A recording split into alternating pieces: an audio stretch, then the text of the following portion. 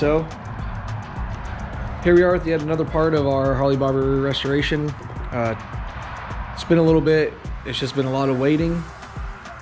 95% of my parts are at my powder coat guy. I've got just a few more covers I got to take over there in the morning, but everything else is over there. He just started working on it, just got to it. So today, or tonight, what I'm going to focus on is we have our wiring harness here, and we've just got a lot of different types of wrap on it. Some I'm pretty sure is probably factory wrap. We got this other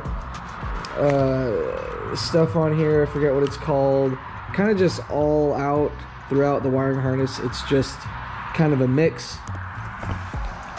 I want to keep it nice, cohesive, just simple looking. So I went ahead and got some high temperature wiring harness tape, and we're going to go ahead and go through our entire harness, and we're going to retape everything, clean it up, make it look nice and just clean. So unfortunately I'm going to have to retape all my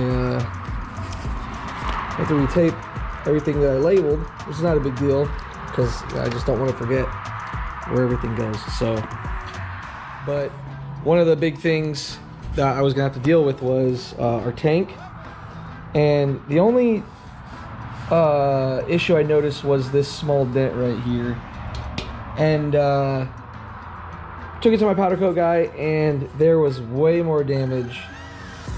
You got this on this side, there's that right there on that side, and it was just going to be honestly too much of a hassle to find someone to see if they could properly fix it, get all these dents out so that I could take it back to him to powder coat. So I went ahead and bought a brand new, well, not a brand new, but went ahead and bought another tank. So this tank, from the guy I bought it from, said he bought it from the original owner. So the tank looks like it's in great condition, almost perfect, I would say. Right now I've got some chain, and I went and bought some liquid stuff to put in there to get rid of all of this gunk in here. But the inside, I looked the other day, looked pretty good. So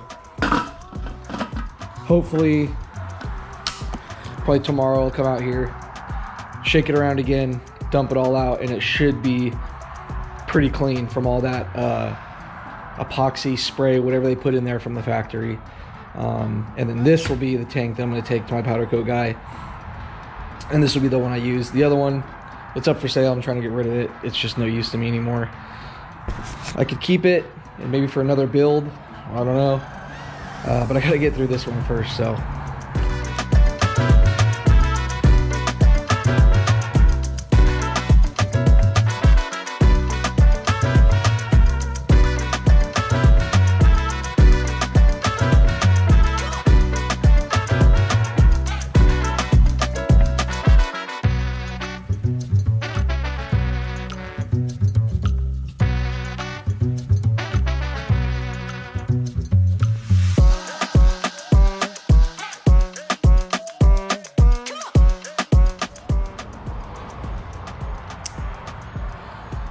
I figured I was going to run into some problems with the wiring, seeing as this is 99% sure the original wiring harness. You can see here, this is the part that leads up to my ignition switch, and we've got a break right there. There we go, there it is. So anyways, we got a break in one of the wires. The switch has been working fine, but because we're in here, we're going to go ahead and take this out and appropriately fix it, so that way that we don't have any issues with it down the road.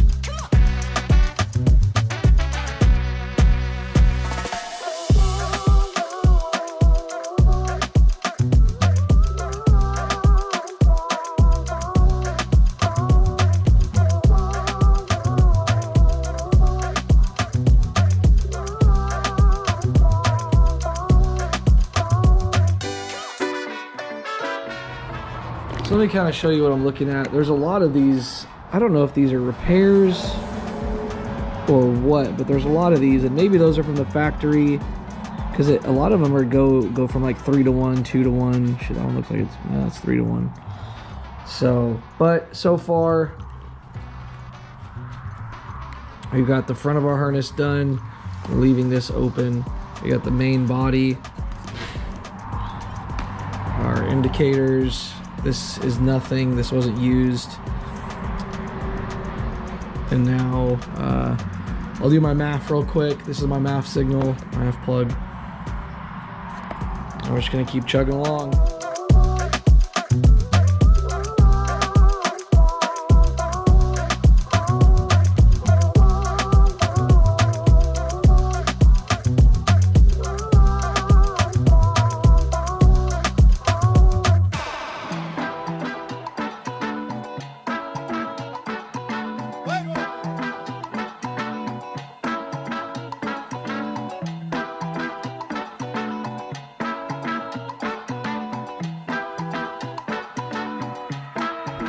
All right, so this is coming out really good. So starting from the front, handlebar controls are done. Horn wire, this is nothing. We have our headlight. This is for our ignition, but we're gonna leave that because we're probably gonna be changing that out to something else. So I'm just gonna leave it for now. Coming back to the main body, some of our indicator lights, our coil pack, ground on both sides, and then this is about where we're at right now. Now we just have the back half, and this is a mess back here. I mean, there's so many individual split offs, and so that's gonna probably take me just as long, even though it's not as long. It's gonna take me as long as it did this first half. So we're gonna go ahead, break down the rest of it. Unfortunately, and I don't know why, because I did such a good job at the beginning, I kind of remember where most of these wires go, but I didn't label all of them, but I have a pretty good idea. So I actually don't, and some of them I don't even think I was using, just like the rest of this harness. So, but anyways, we'll get there when we get there. So during this whole process, I found out that there's 3 types of wired loom or whatever on this. There's this kind of standard stuff that you see a lot on cars, you get from O'Reilly's or whatever. There is this, which I assume at one point was a nice soft plastic, and now it's just really hard, old. And then there's this other stuff that I actually like this the most out of all of them, just because of the insulation that it has, as well as the kind of rubber outside, the black look to make it look kind of clean. But I found 3 different kind of wire insulation, wire loom, whatever you want to call it, on this harness, and there's still more of each type back there. So all right, it's day 2 of our wiring harness. Last night got tired, had a headache, I went to bed. So here's where we're at. We've got everything done except 1, 2, 3, 4, these 5 right here, what's in my hand. So this is the last thing that needs to be wrapped. After that, this wiring harness is completely done. Everything's been wrapped except our ignition, which we're going to be probably switching out, which is why I left it open. But everything else is done. So we're going to go ahead, we're going to continue on, we're going to finish this out.